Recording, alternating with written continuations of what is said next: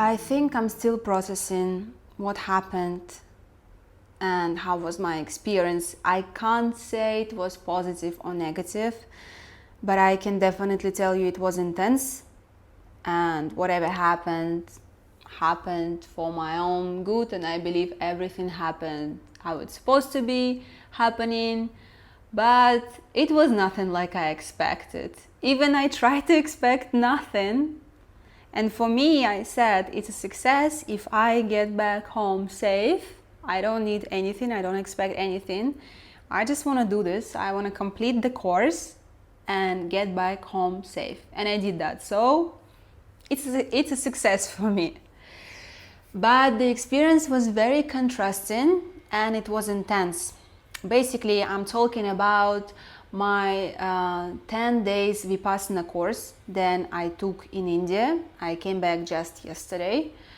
And why don't we start with why I decided to do this? Why I decided to go to another country and meditate for 10 hours a day, 10 days straight.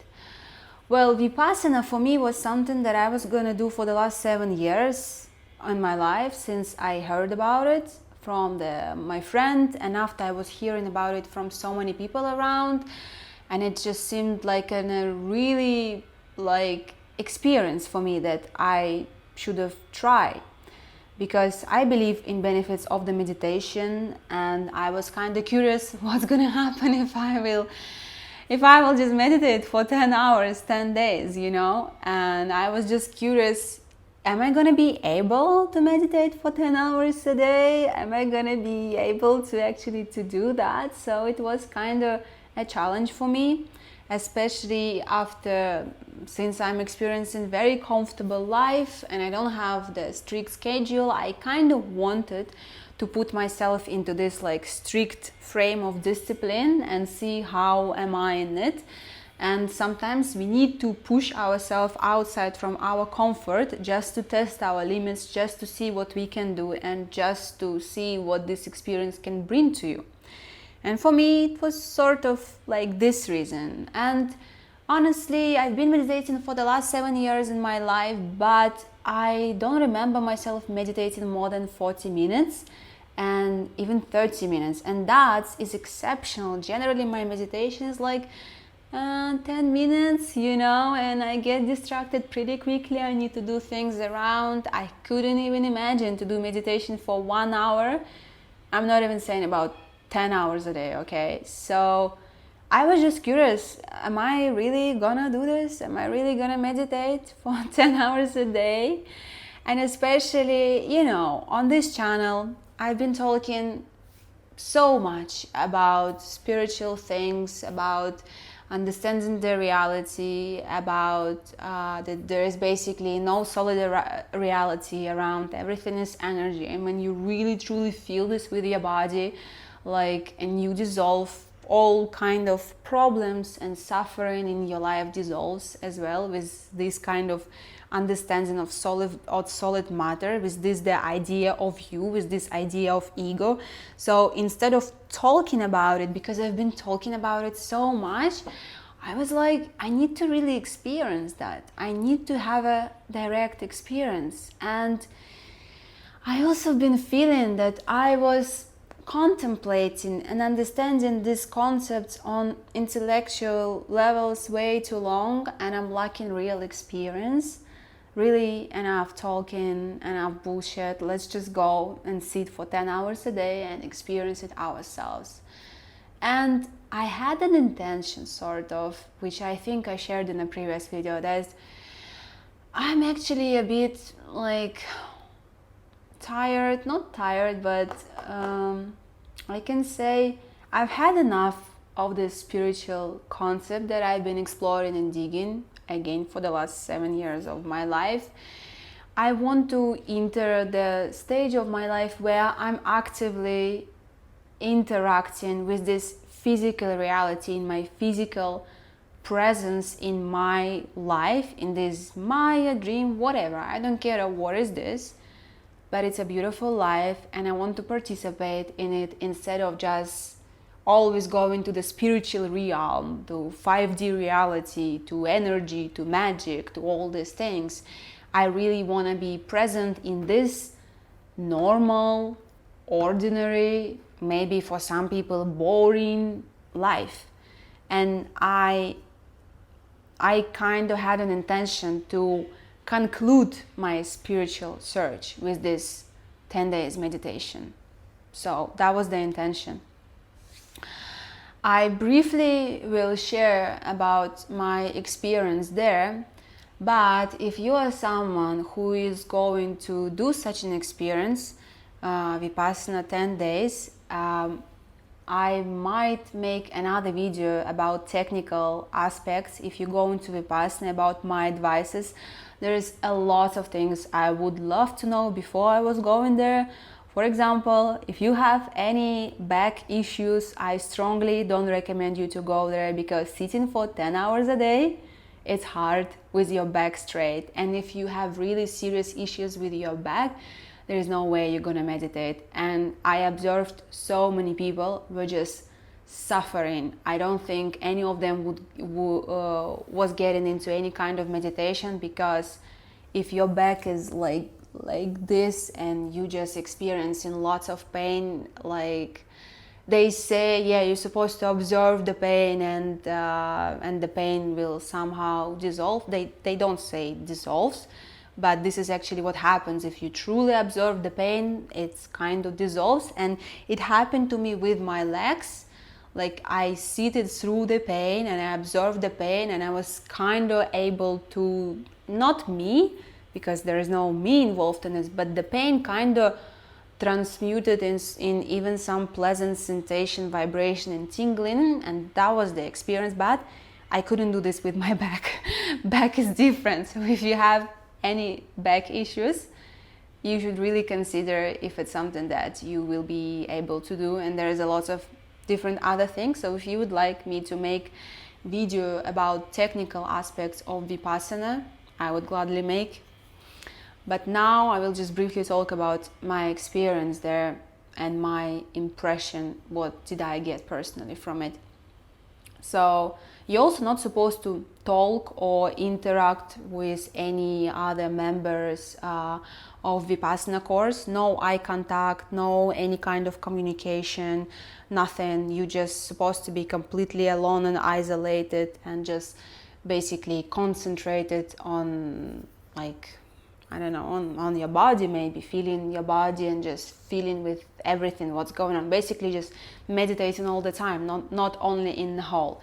Even they tell you about this on the 8 or 7 days that you started meditation outside of the hall. But I was doing this from the very first day because that was just my intention personally.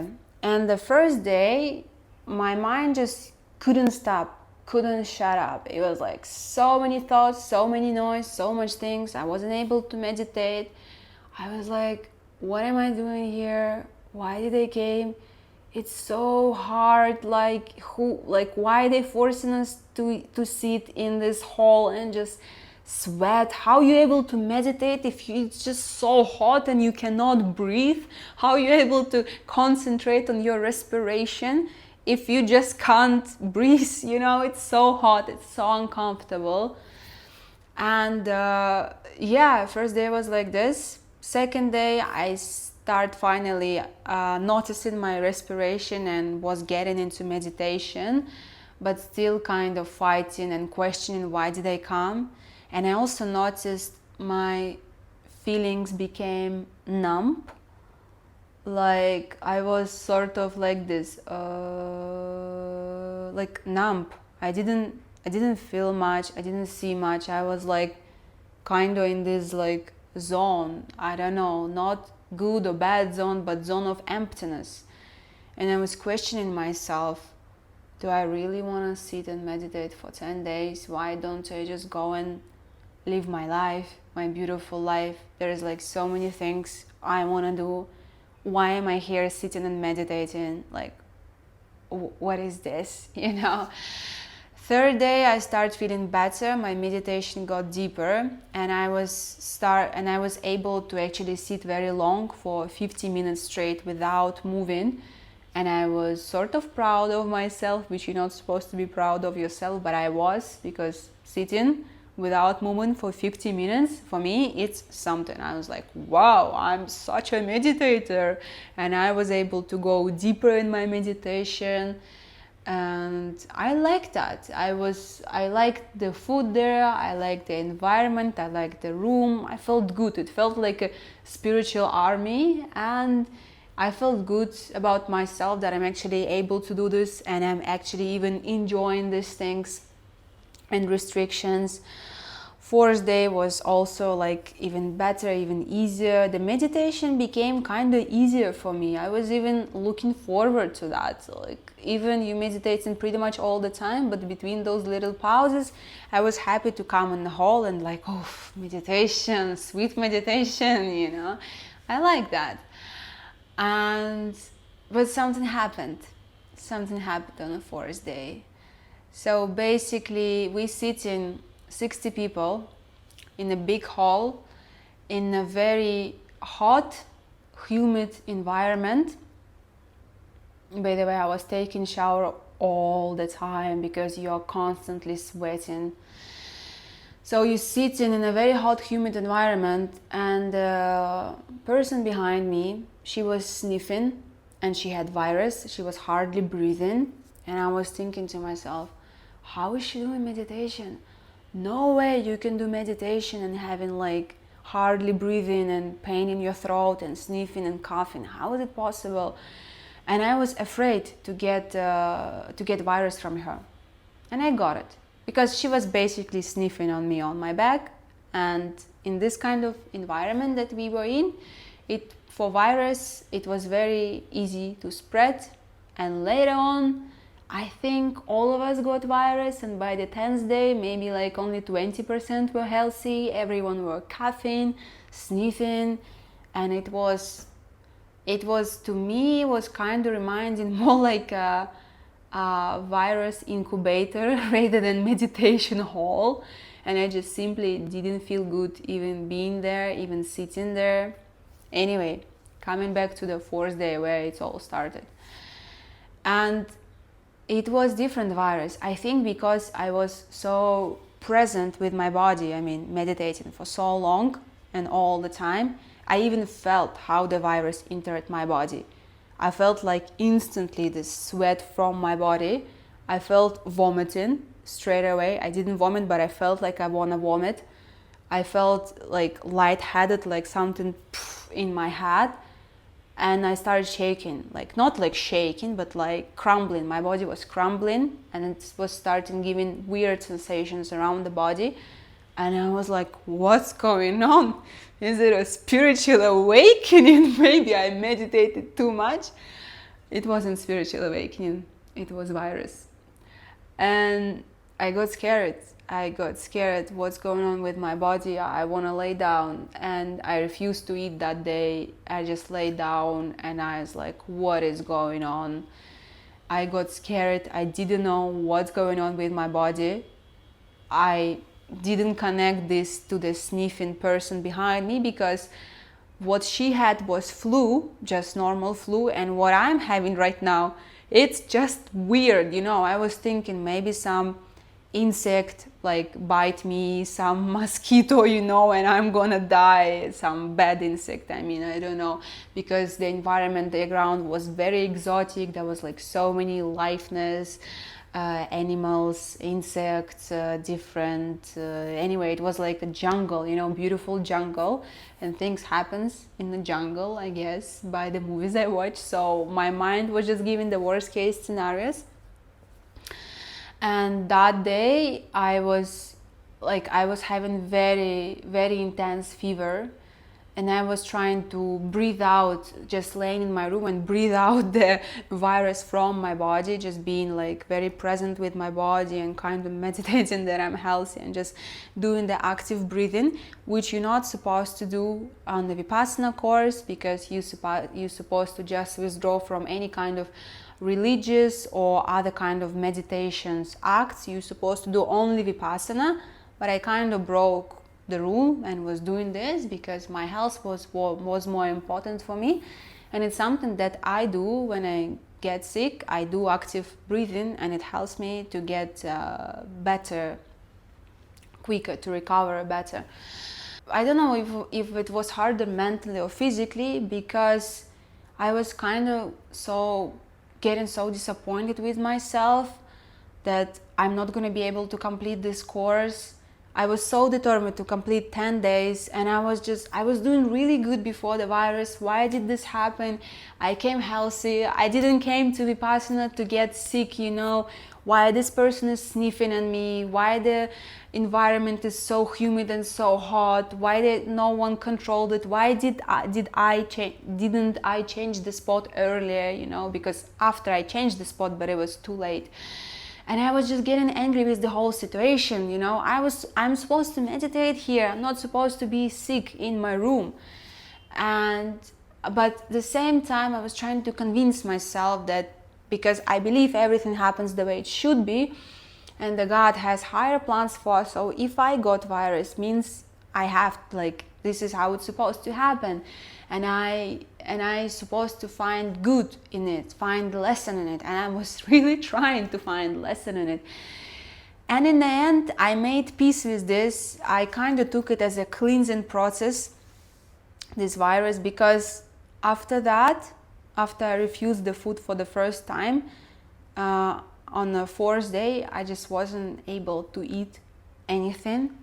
My body was just rejecting any kind of food except banana. I was asking just to eat one banana a day because I just couldn't eat anything, and they were giving banana for lunch, for tea break. But after they stopped giving banana, and I wasn't even eating banana, I just wasn't eating anything, and I was sick. But I was continuing going to meditation. I kind of overcame this hard stage of virus or fever, and I was just continuing meditating with the discomfortable feeling in my throat, with the observing how my body, how my mind during virus, the concentrating on respiration or on the sensations of the body was really hard. When you are sick, your concentration gets much lower, and it just was hard for me to meditate. It was even hard for me just to sit. I was having pain all over body, which I was supposed to observe, but I wasn't able to observe. I was just suffering. I was suffering and getting angry, and I guess that was my lesson. And I was worrying that why my body rejects all kind of food that I need to eat, and I was trying to force myself to eat, but I just couldn't. And everything I was eating, very little by the way, it was just coming out from my body straight away, and I was just simply worrying about myself. But I kind of had feeling that it's all right, it's going to be fine. I know that the human body can stay without food for a long time. I just need to hydrate myself, and I need to take plenty of rest. And then 7th day, 8 days, I really prioritize my health. On the 8 days, I really prioritize my health over any kind of meditation. And I said, okay, I have a room to rest. I will start, if I need to skip meditation, I will skip meditation. I will just meditate laying down in my room. I communicated with kitchen about getting more bananas for myself. So I really concentrated on my recovery rather than on the meditation. And basically, and by the end of the meditation, by the end of the course, the dynamic changed a lot, because most of the people got sick, and meditation was hard just because everybody is sick, Why are we just sitting in this virus incubator instead of recovering our bodies, But the rules of Vipassana is so strict. You feel so restricted, and it just didn't feel right anymore.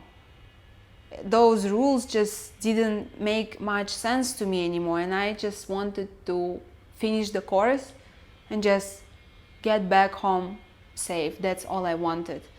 And the entire dynamic of the Goenka frame inside of it just started feeling weird for me. But I think it was because of my health conditions. So it was intense. It was intense. I didn't get enlightenment. But honestly, I wasn't going for enlightenment there. I was going for the experience, and I got experience.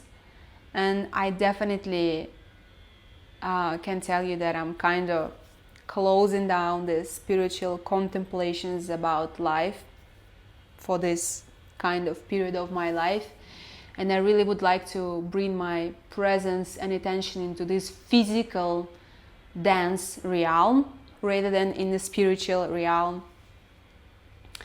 I will continue doing my meditation. Now it's very easy for me, like at least 2 hours a day, 1 hour in the morning, 1 hour at night.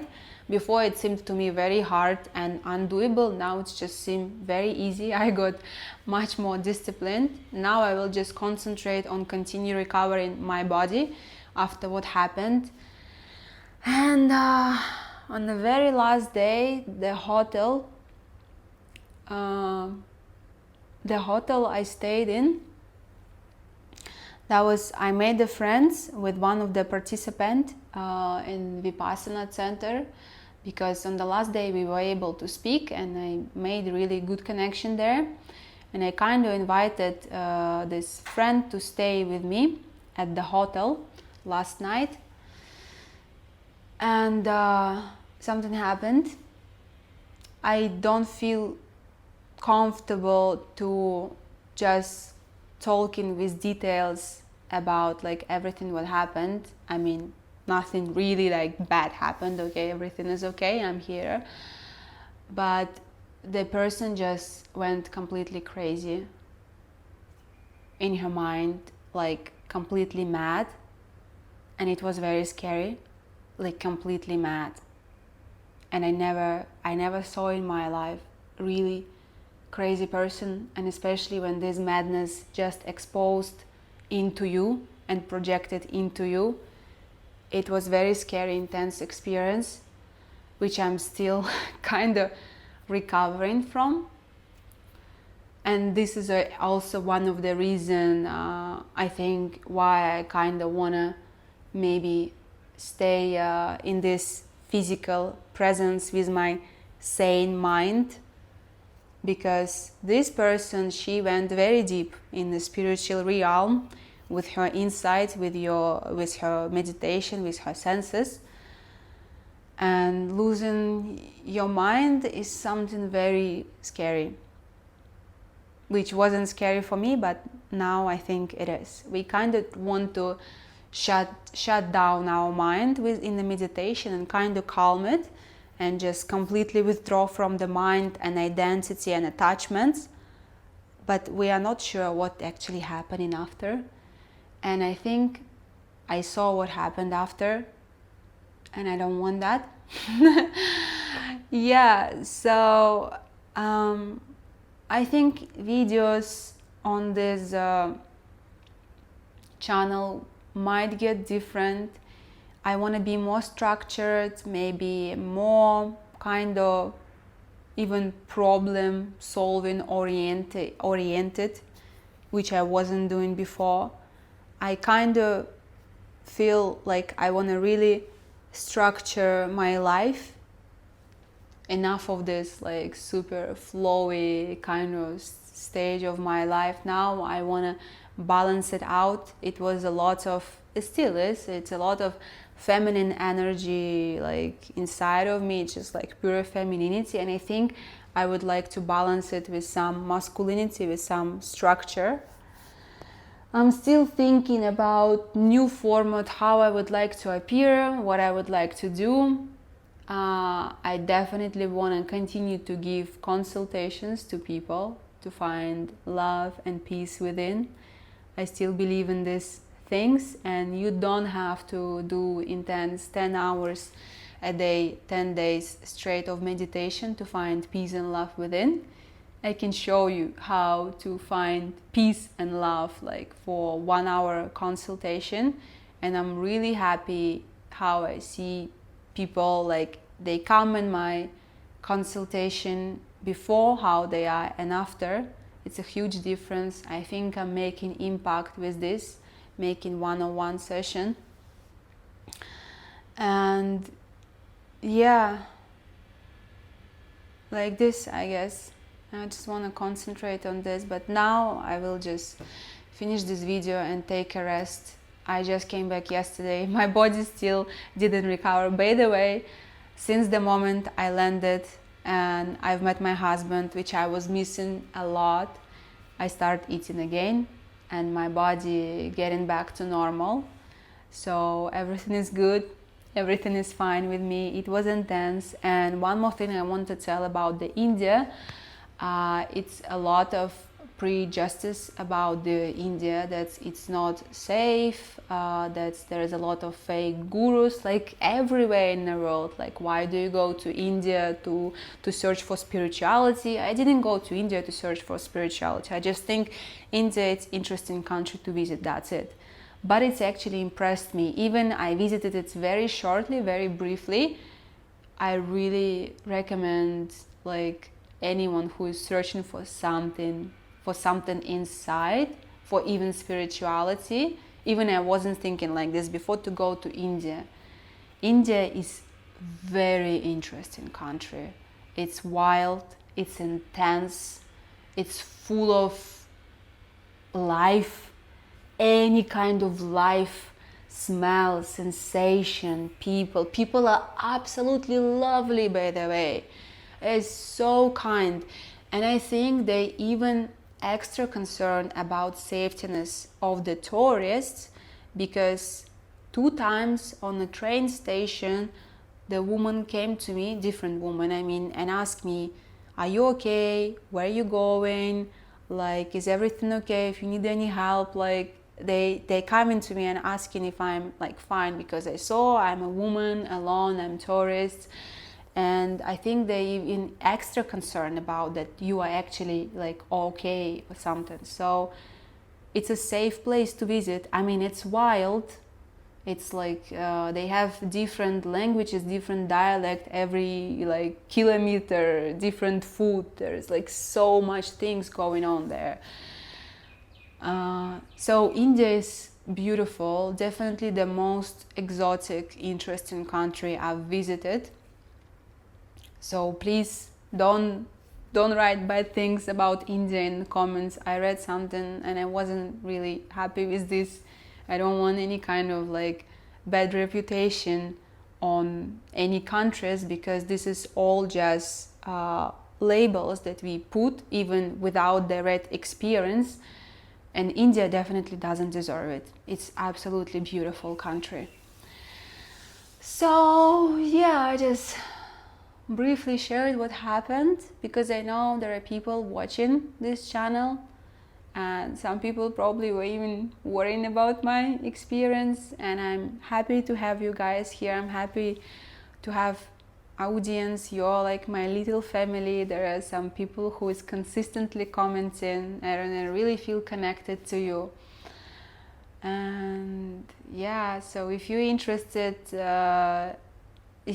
more about Vipassana, how each day went in details, and maybe about some technical aspects if you are going to do this, or if you are someone who needs Vipassana or doesn't need Vipassana, because I really don't think it's for everyone. Even they say Vipassana is for everyone, it just heals and brings presence and happiness to everyone. They kind of advertise it as a cure from all disease, you know, all the mental disease and unhappiness, which I cannot